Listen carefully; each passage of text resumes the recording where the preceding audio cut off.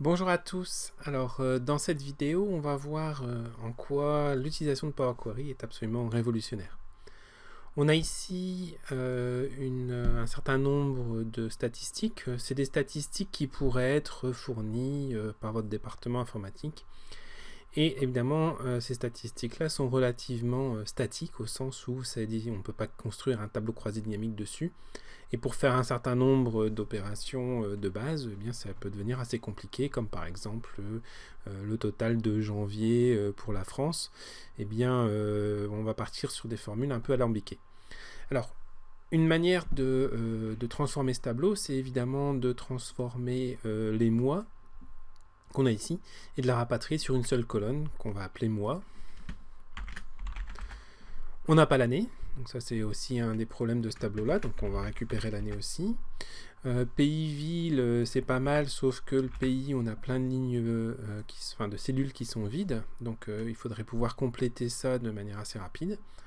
On a besoin d'un index ou d'un identifiant unique. Et finalement, on a besoin de rapatrier les chiffres et on n'a aucune idée de ce que c'est. Donc après consultation, mettons que ce soit des quantités. Alors, on a ça qui est à peu près prêt. Maintenant, il va falloir prendre les informations qu'on a là et les dépivoter, donc c'est le terme exact. Donc je vais prendre ceci, je prends janvier, je mets ici les quantités, et tout ça c'est janvier. Et je fais la même chose pour février. D'abord que je prenne les quantités comme ceci, je reprends les informations ici. Et donc ça, c'est un processus qui d'une part est très lent, mais aussi qui peut générer beaucoup d'erreurs. Je vais finir avec mars, CTRL-C, CTRL-V, mars, je prends ce qui se trouve en dessous, CTRL-V, et vous imaginez que si on avait avril, ce sera encore pire. Je reprends ceci et je colle là. Voilà. Une fois qu'on a ça, on va mettre 1, 2. Je fais un double clic pour voir si je peux recopier jusqu'en bas. Là, c'est bon. Reste à régler ce problème ici. Alors, si vous aviez une centaine de pays, eh bien, vous seriez en train de faire une série de double-clics comme ça sans arrêt. Et évidemment, la semaine prochaine ou le mois prochain, vous allez avoir un rapport rafraîchi avec des lignes qui auront peut-être sauté, des informations en plus avec des nouvelles villes, etc. Et donc tout ça sera à refaire. Et donc vous imaginez un peu le cauchemar. Au passage, petite astuce rapide, ici si j'ai ma liste, je peux sélectionner tout ceci, touche F5, puis cellules, je prends les cellules vides, ok, égale la touche qui va vers le haut, donc flèche haut, contrôle entrée qui me permet de valider la cellule, l'entrée sur l'ensemble des cellules qui étaient vides auparavant, et extrêmement important, on fait un copier-coller en valeur, contrôle C, collage en valeur. Donc, ce dernier point pour remplir les cellules vides peut être résolu assez rapidement avec une série de touches de raccourcis, mais évidemment, ce n'est pas idéal. Alors, le problème est maintenant posé. On va voir quelle solution peut apporter Microsoft Power Query. Donc, je vais supprimer tout ce qu'on a ici. Je pars de cette table-là et je vais cliquer sur « Obtenir les données » et je vais choisir à partir d'autres sources, à partir d'un tableau d'une plage. Vous avez le même bouton ici, à partir d'un tableau d'une plage, c'est exactement la même chose. Automatiquement, eh bien, la plage entourant la cellule est sélectionnée, le tableau comporte des en-têtes.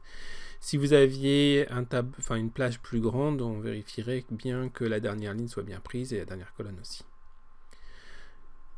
Power Query se lance. Donc là, ce qu'on vient de faire, c'est faire une extraction. Maintenant, on va passer à l'étape de transformation et au final, on va en anglais load, donc charger ensuite les données dans Excel. Donc Power Query, ce qu'on appelle un ETL, Extract Transform Load. On a donc ici notre requête, on va faire un certain nombre de choses. Alors la première chose qu'on peut faire, c'est compléter les pays ici, donc on va aller dans Transformer, et on a un bouton qui permet de faire ça en une seule fois. Je recopie vers le bas. Une fois que j'ai fait ça, je vois qu'il y a une nouvelle étape qui a été ajoutée ici. Je vais faire une deuxième transformation, je vais ajouter l'année, donc je vais dans ajouter une colonne personnalisée, qu'on va nommer année, et on va lui donner la valeur 2018. Je valide par OK. J'ai donc l'année qui a été mise ici, je vais déplacer l'année ici, On a donc maintenant 3 colonnes et ensuite les informations pour les quantités. On va maintenant utiliser une autre fonctionnalité de Power Query qui est absolument extraordinaire, qui est de dépivoter. Donc je retourne dans Transformer, je clique ici et je choisis dépivoter. Alors on ne veut pas dépivoter les colonnes, mais on veut dépivoter les autres colonnes. C'est-à-dire que ça, ce sont les informations qu'il faut transformer pour avoir février en dessous et mars en dessous. Donc c'est ces colonnes-là qu'on veut dépivoter. Maintenant, lorsque je vais ajouter mars, eh bien, je ne veux pas sélectionner, lorsque je vais ajouter avril, si je sélectionne janvier à mars, je prends un risque que lorsque je vais ajouter avril, eh bien, avril ne soit pas dépivoté, soit considéré comme une des colonnes à conserver. C'est pour ça que je pars de pays jusqu'à année, je choisis ici dépivoter les autres colonnes, et là, automatiquement, tout a été bien fait comme je voulais. Dernier petit ajustement, je vais faire un double clic sur attribut, je vais renommer ça mois. Sur valeur, je le nomme quantité. Finalement, j'ajoute une colonne qui va être une colonne d'index qui démarre à 1, que je rapatrie vers la gauche et que je renomme ID. Vous voyez qu'à droite, toutes les informations, toutes les étapes ont été enregistrées les unes après les autres. Vous pouvez même revenir, donc on part d'ici, on va ensuite ajouter les colonnes, etc. On va jusqu'ici. Je vais ensuite rapatrier les données. Donc je choisis fermer et charger. Les données sont maintenant rapatriées dans une nouvelle feuille avec une nouvelle requête. On voit ici tableau 1, 27 lignes chargées. Parfait, on a toutes les informations telles que désirées. On va tester si ça fonctionne bien. Je rajoute maintenant mars, avril. Je vais juste mettre 999 pour voir si ça fonctionne bien. Je reviens ici, je fais un clic droit, j'actualise. Automatiquement, on va avoir le mois d'avril qui a été ajouté. On le retrouve ici, on le retrouve ici aussi. Alors c'est trié par ordre alphabétique de mois, donc ça pourrait être pertinent aussi de remplacer les mois par 01, 02, 03. Il y a encore pas mal de transformations qu'on pourrait faire pour mettre en place un tableau idéal. Je vais aussi tester l'ajout d'un nouveau pays, donc par exemple Belgique. On va mettre Bruxelles, Bruges, Bruxelles, j'ai une hésitation, je ne sais plus s'il y a un S, il me semble qu'il y a un S. On va ensuite revenir sur ici, clic droit, actualiser, et si je descends, je vois donc apparaître Belgique avec les informations de Bruxelles et Bruges.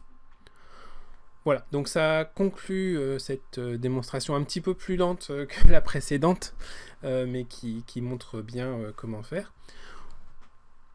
Notez au passage que lorsque vous allez récupérer des nouvelles données, vous avez juste à les copier-coller ici, les coller ici, rafraîchir, et puis vous avez aussi toutes vos données qui sont rafraîchies comme ceci.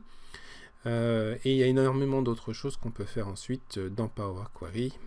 Donc vous pouvez revenir sur l'éditeur et puis vous pouvez changer, faire encore d'autres améliorations, etc. Vous avez même la possibilité d'aller dans l'éditeur avancé et de voir toutes les instructions de manière extrêmement précise. Voilà, donc je vous encourage à explorer Power Query. Comme mentionné, si vous allez sur mon site xcelerator.com, vous pouvez accéder à une formation complète sur Power Query, donc sur les tableaux croisés dynamiques, qui est l'outil idéal qu'on utilise directement avec Power Query ou avec Power Pivot. Et voilà, je reste à votre disposition. N'hésitez pas si vous avez des questions ou des commentaires. Vous pouvez aussi vous inscrire à ma newsletter gratuite. À bientôt, au revoir.